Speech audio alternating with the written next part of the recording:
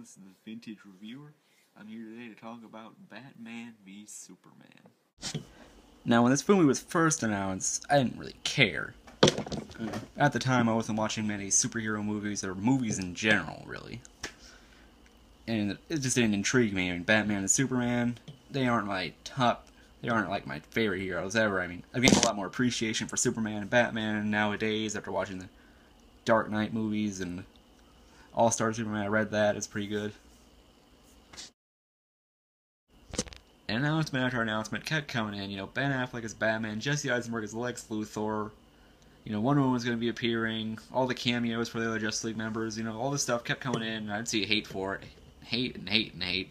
Some of it justified, I admit. Jesse Eisenberg is not the first choice I'd have for Lex Luthor, but the more backstory I got in the movie, the more I gained some optimism and some hope for it, Zack Snyder directing it, he's one of my favorite directors now, Watchmen, favorite superhero movie.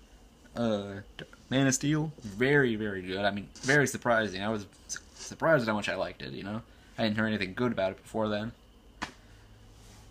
And just concepts kept coming out, the last trailer, best thing I've seen yet for the movie. I'm hyped. That Arkham fight scene was great. Jeremy Irons is Alfred. I think he'll kill the role. Doomsday is a villain. I mean, he's not like the best villain I've seen. Another thing I'm really excited for, like Watchmen, Zack Snyder, he's a very visual director, Its movie looks great so far, just in style and visuals. It feels like a DC property. Like, the way they're going with their extended universe, their cinematic universe. Man of Steel had a similar style to it. The actors, they're pretty good.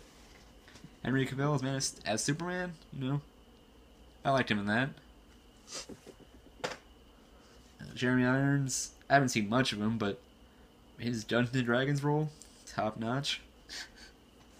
Jason Momoa, I haven't seen him in anything else, but his Aquaman looks pretty cool. It's not the traditional Aquaman. It's not the one you'd see in a comic book if you picked it up today. But at the end of the day, if he's a good actor, he's a good actor. And that's all that matters to me. And Jesse Eisenberg as Lex Luthor, yeah, I'm still on the fence about that one. He doesn't have the look.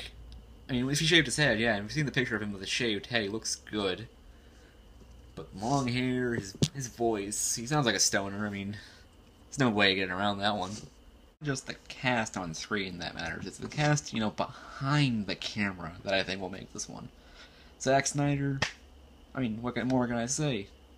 He's one of the best directors right now, especially for superhero movies, comic book movies, 300, I've heard a lot of excellent things from a very good friend of mine. Watchmen, like I said before, one of my favorite movies.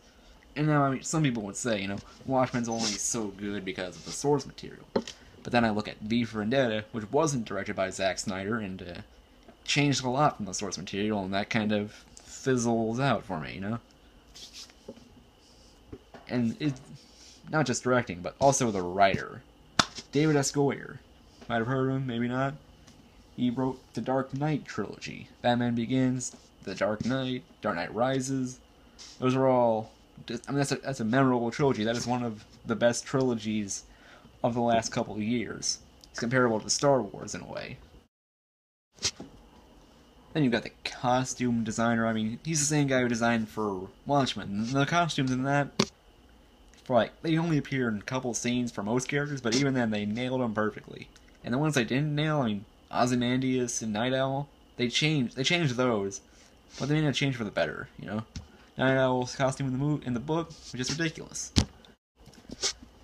And back to the costumes, Superman's, his costume's pretty good. It's been like that since Man of Steel. There's some changes to it. The belt's gone. It's a little more blue than usual, but I dig it. It's pretty cool. The Batman suit, it's another one of those big changes, and I'm fine with it. It's a little chunky looking, but it's that light level of gray for the dark tail they're going for. And the bat symbol, while a little flat looking, it still looks like a bat, and it's recognizable. I can And my main issue, I know this is the one thing that most people are probably complaining about, like they might have an issue with, is the way this is going to springboard into the next couple movies. Like, I really hope they can tell a solid story, like a solo story, while setting up stuff for the future. And the way they're doing it with the Batman Visions, I think that might give them a great leeway towards the new movies. You know, Man of Steel on its own was a great solo movie. It's a great origin story. So when you're doing a crossover with a character who hasn't had an origin story, I mean, it's Batman. We don't know it. We don't know it's Batman, but it's not. This character still hasn't had his origin story for this universe, this new universe. They need to have him set up completely right. Well, not completely, but they need to have him enough set up for us to care about him, care about his character, and just have him and Superman have a good fight. I have no doubt the fighting in this movie will look incredible. I mean, like I said before, Zack Snyder, the visual director, his fight scenes in Watchmen were great. And the one scene you see right before when Batman crashes his new Batmobile, which does look really good. I mean, it's no Tumbler, but nothing can beat the Tumbler. When that crashes, Superman just flies out of nowhere, and Batman has to swerve and stop, and crashes. I mean, that's a pretty good, what do you call it, scene. I like it. And then when him and Superman are confronting each other, can't wait to see how that ends. And just judging by pre-sale numbers, and like Batman's one of the most successful comic book properties, Superman is up there as well. This movie will definitely make all of its money back. It will be a financial success for DC. They're going to keep going with these ideas.